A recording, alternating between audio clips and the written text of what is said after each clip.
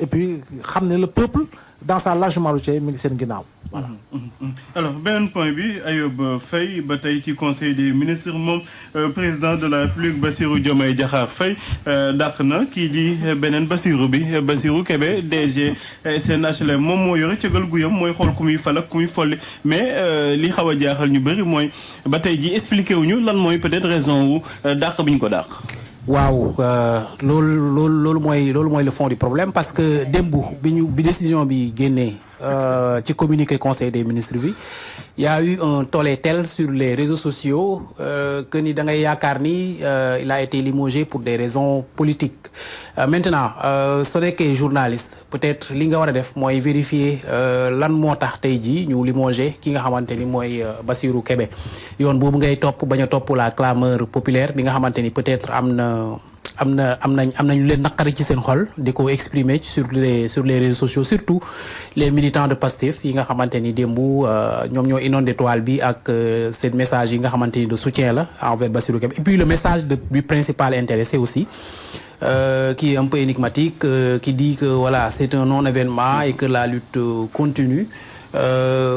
Mais en tant que journaliste man damay jël un peu de recul prudent ci li nga xamante ni tey jii mooy raison yi poussé peut-être le président Bassirou Diomaye Faye à ce que mu remplacer ki nga xamante ni mooy Bassirou Kébé à la tête de la SNHLM. Maintenant dafa am leneen loo xamante ni tamit mënoo ko occulter mooy que Bassirou avait une liberté de ton boo xamante ni mi ngi ko doon doxalee ci scène publique bi surtout durant les derniers événements yi nga xamante ni xew na à l'université génn bi mu ci génn sortie bi mu ci génn wax ni vraiment que c'est une déception que ñun suñu nguur tey jii ab étudiant di des universités ci ay jàmmarloo diggante am ak ay forces de défense et de sécurité que déclic la war a doon ci ñoom que ñu yeewu que il était temps que ñoom ñu yeewu xam ni vraiment peuple bi du fii lañ leen doon xaar je pense que c'est peut-être que paroles yooyu aussi am na fenn foo xamante ni peut-être yegg na fa foo xamante ni ça n'a pas plu on peut vraiment interpréter ça comme ça c'était pas la première fois aussi mu koy def na ko ci yu bëri yoon yoo xamante ni tey jii wax na carrément que ni gis-gisam bokkul woon ak ki nga xamante ni tey jii mooy njiitu réew mi noonu la gisee woon il l'a fait à travers plusieurs interviews yoo xamante ni man seetaan naa ko muy wax carrément que ni moom ligne directrice bi nga xamante ni Pastef moom la jël président bi jëlatul ligne directrice boobu et que qu'il fallait que ñu def lépp pour ramener ko ci li nga xamante ni tey jii mooy ligne directrice bi par Pastef adopté peut-être que prise de position yooyu tey jii moom moo tax président daal di koy limoger peut-être pas peut-être qu'il y a aussi une autre raison wala un autre motif boo xamante ni président am na ko parce que comme ni nga ko waxee léegi moom moo yor cëggal guyam donc il a la responsabilité de nos moyens aux emplois civils et militaires tey jii bu ko limogé il a ses raisons tant que waxu ko nag wala nit ñi gas ba xam dëgg lan mooy raison yi peut-être que dañuy bàyyi ñi nga xamante ni ñooy militants Pastef yi peut-être ñu mener la guerre politique sur le terrain parce que c'est entre eux après tout j'ai l'impression que la guerre entre le président Bassirou Diomaye Faye et Pastef son parti sa formation politique amoon na accalmie l'autre jour ñi ngi toogoon fii di wax bi ñuy jëlee Coupe d'Afrique des Nations bi que ñoom ñaar daje nañ effectivement et tout ba ma li leen politique moom politique la rek après bu yeewoo mën na jur leneen donc peut-être que c'est cette guerre là qui continue à travers le limogeage de Bassirou Kébé et que peut-être dans les prochaines semaines ou dans les prochains jours dinañ gën a xam les raisons yi poussent le président mu limoger mais pour l'instant en tant que journaliste j'adopte cette position de prudence là boo xamante ni damay bàyyee peut-être les militants de Pastef ñu am seen gis-gis ci limogeage boobu man ma seet dëgg peut-être si am na yeneen raison yoo xamante ni ñoo poussé le président à ce que mu limogé ko. Moustapha bu nekkoon faute lourde wala faute professionnelle le président dafa am obligation quand même wax askanu Sénégal que lii moo tax peut-être mu jëlee fi ki mu jëloon confiance am dénk ko mais bu nekkee wàllum politique moom amul benn obligation wax ak sénégalais. waaw li doon gën de mooy yu mel nii su amee. xam naa ne le communiqué d'un conseil des ministres moom loolu dina ci jafe. mais au moins qu'on dise aux Sénégalais que ni DG SNHLM dañ koo teggi pour X raison. ku d'accord ku d'accordul d'accord mais su fekkee dañ ko defee nii yam ci communiqué boobu. forcément lii Ayoba wax mooy mën a am. c'est-à-dire que il y a la réaction des gens de Pastef et il y a la réaction des journalistes que nous sommes mooy ñi nga xam ne dañuy essayer comprendre est-ce que la seule raison est politique.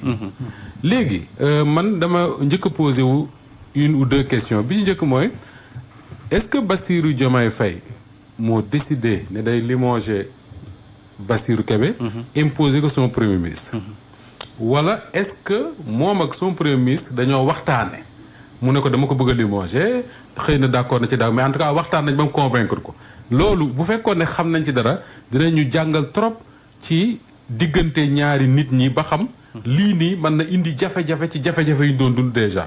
parce que su fekkee ne dañ ko imposer Ousmane Sonko réaction la nar a xew après du bokk ak su fekkee ne moom da cee ànd ba contresigner ko.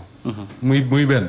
ñaareel ba mooy balaa ngay sori. est-ce que le premier ministre Ousmane Sonko mi ngi woon ci conseil des ministres bu ma jugul mi ngi màqade wala ñibbisi na. Ah mais le communiqué, il y a une communication du Conseil des ministres. Hein? Oui, Il y a une communication du Premier ministre. Hein? Je pense qu'il est rentré. Dans le communiqué, il y a une communication du Premier ministre. Par rapport au cuir. Voilà, exactement. Donc j'imagine que... Oui. Voilà, vous venez que participer.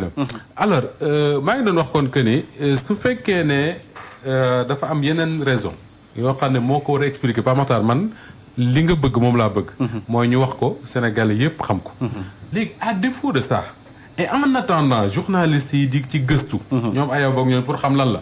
mais li nga mën a def te ñëpp mën koo def mooy cette affaire là da nga koy lire par rapport au contexte. Oui. Le contexte mooy lan mooy Bassirou Kébé man c'est quelqu'un que je connais. def naa émission ak moom du benn du ñaar. maa ngi teg c'est quelqu'un qui est très engagé ci Pastef et son combat. maa ngi fàttaliku te xam naa ne yow it doo ko fàttaliku def nañ fii benn émission xaw ma pencoo la woon xaw ma lan la temps Covid la woon. jour boobu il est venu défendre le Pastef. man maa ko yóbbu ba këram ci guddi gi parce que oto mënu woon a daw ndax ni ñu koy waxee sax. laissez-passer boobu journaliste yi ñoo mën a daw guddi gi et non les autres. donc quelqu'un comme ça son engagement pour défendre le Pastef loolu ça ne se discute pas. beneen bi mooy su ma dee dégluwaat Bassirou Kébé. ba ci suba dégluwaat naa une de ses sorties. la dernière je pense mais li muy wax nekkul attaque contre un président. nekkul attaque contre un premier ministre nekkul attaque contre un gouvernement. c'est un rappel.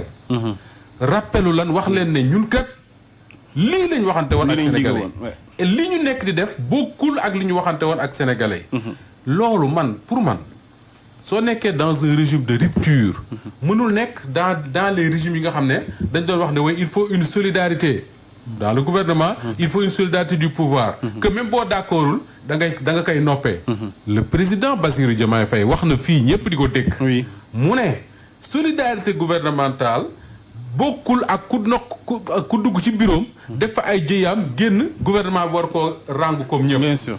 Il a dit. De la même manière je me dis quand on est un DG. ñu fal la parce que da nga bokk ci parti bu tudd PASTEF. parti boobu ñoo bañ ko créer ba léegi ñuy wax ne parti bi amul buur amul keneen ñëpp ay am ay militants ak ay responsables lañu suñu d'accord dinaan d'accord ñu. le premier ministre du Sénégal chef de PASTEF.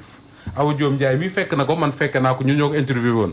mu ne Pastef bu ñu bëggee jiite le pouvoir pendant 50 ans il faut que Pastef nekk opposition wu Pastef. su Ousmane Sonko ne il faut que Pastef nekk opposition wu Pastef defe naa dégg-dégg bi nekkul que Pastef jël place APR wala gëm sa bopp wala je ne sais quoi di attaquer le gouvernement dégg-dégg bi mooy. que Pastef suñu gisee ci loo xam ne doxul ci li ñuy def. ñu ne lii doxul nañ ko jubbanti. suñu gisee ñu wàcc yoon ñu rappeler leen ne leen yéegaat leen ci yoon parce que lii lañu waxante woon ci seen biir parti. et man pour man ci loolu la Bassirou Kébé nekkoon su ma déggee baax ay waxam. maintenant la conséquence de tout ça mooy même bu fekkee ne am na yenn raisons yu ko expliquer pas. oui mais tey la conséquence de la lecture que je suis en train de faire. mooy da nga naan est-ce que nekkuñu di remplacer le jubal jubanti. par le muut mbaa mott. c'est ça. le buun mbaa mott mooy li Macky Sall tegoon ci réew mi. mooy li ko Abdou Diouf gouverner mooy ni ko Wade gouverner mooy ni ko kenn gouverner. maanaam boo yoree poste moom da ngay tëj sa kii. noppi. waaw sa deq jóg. sa kanam gën a leer. ngay dal oto bu rafet. mais amutoo droit wax leen. et ça c'est pas ce que le Pastef avait promis aux Sénégalais. le Pastef promettre Sénégalais des DG yoo xam ne dañ naan muut parce que salaire bi baax na wala des ministres yoo xam ne dañ naan muut parce que salaire bi baax na mais des gens qui leur disent que ni wàcc nañ yoon nañ ci dellu. et il le dit très bien moom Bassirou Kébé je dois même qu'il doit être content aujourd'hui bien sûr. parce que il a dit ci waxam boobu que ni poste tënk ko merci Awa poste tënk ko poste tënk ko mooy li ko tënk mooy projet bi ñu nekk et tant que mi ngi ci projet boobu il doit être fier de lui en attendant nag ñu xam ba xam s'il y a d'autres raisons derrière président di ko fàttali ni am na beneen DG bu am page Facebook très bien suivi am liberté de ton lu ko neex lay bind moom gën a tàng Bassirou wallaay alors Awa Diop tey jii Bassirou Kébé au-delà de complications yi Ayoba di indi dañuy gëmloo ay